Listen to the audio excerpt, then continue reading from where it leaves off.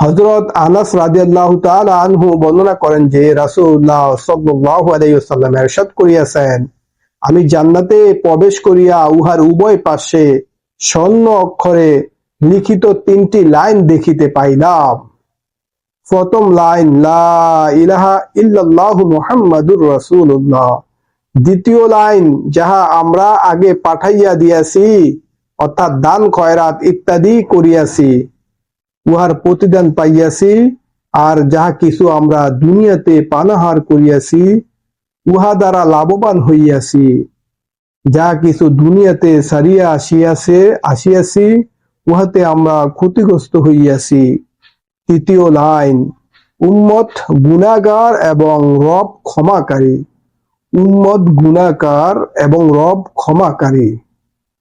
বন্ধুরা, ভিডিওগুলা বেশি বেশি করে শেয়ার করে অন্যকে আমল করার সুযোগ করে দিবেন। আল্লাহ হাফেজ। আসসালামু আলাইকুম ওয়া রাহমাতুল্লাহ।